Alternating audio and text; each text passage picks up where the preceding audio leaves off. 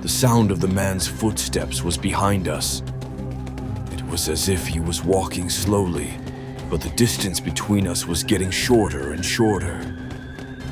Every time I turned back, I saw the man standing right there, staring at us with a smile.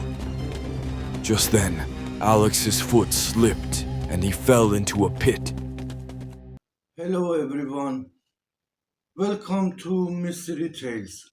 Max and Alex, two student friends who have gone to the mountains for a recreational trip. Alex always laughed at me, saying I watched too many movies. But that night, all my theories came true. Our trip to Willow Creek Forest was a game of death with no escape. The forest air was heavier than ever.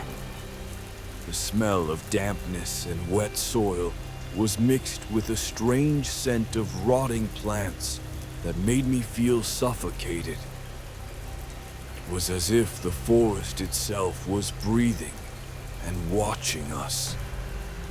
Alex, carefree as always, suddenly said, "Max, I feel like someone is following us." I laughed at him and said, "It's always like this here." But I also noticed that for the past few minutes, the rustling sound behind us hadn't stopped. Just as we decided to turn back, the rain started. Not normal rain, a terrible storm, as if the whole sky had opened up.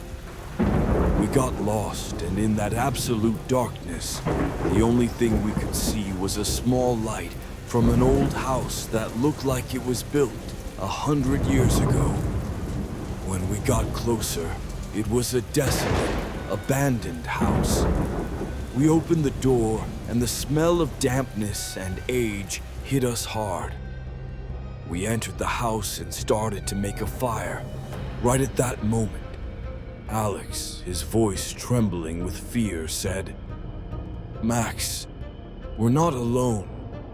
I turned around, and a tall old man with white hair and a face that was hard to see in the darkness was standing behind us.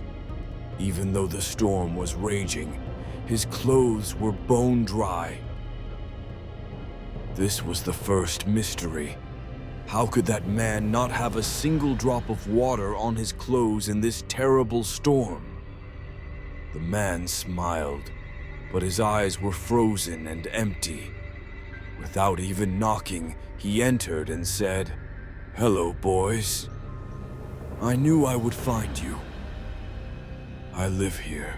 You can stay the night." His voice was calm, but I felt a deep tremor from the ground pass through my body. Alex was frozen with fear. I tried to be normal. "Who are you?" The man smiled again, and this time looked directly into my eyes. "My name doesn't matter. You just have to trust me."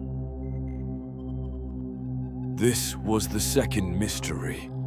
Why would someone hide their name from us?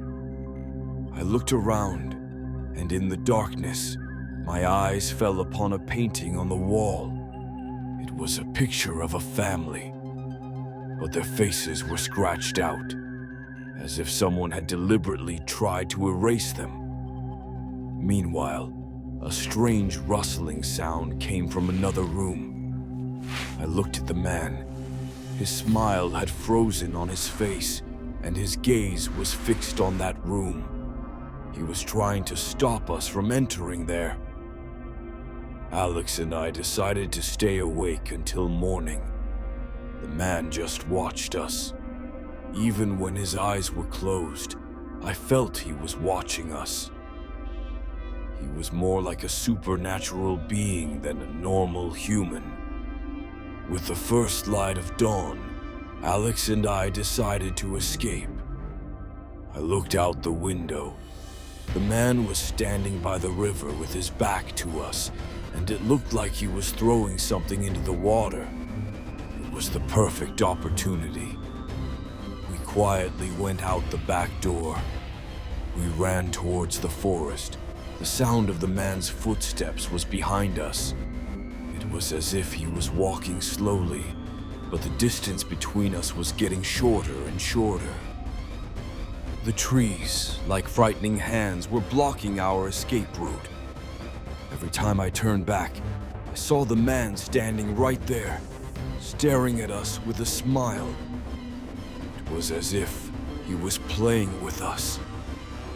Just then, Alex's foot slipped and he fell into a pit. I ran toward him to help, but the man had gotten closer to us. When we finally got out of that pit and looked back at the abandoned house, we saw that the man was there again. He was standing on the roof of the house, watching us. It was as if he had been transported from there to here in an instant. This was the third mystery. How could he have gotten there so fast? Terrified, we ran from there. And when we reached the road, we didn't see the man. From that day on, we never went back to the forest. And the only thing he left behind was that painting of the family and a small piece of paper underneath it. A paper on which was written in a trembling handwriting. You can only escape once. We don't know who that man was.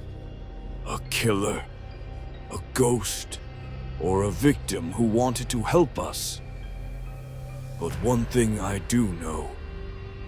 That night, we entered a game whose rules we didn't know. And that kind man, he taught me a lesson. The scariest creatures are sometimes hidden behind the kindest smiles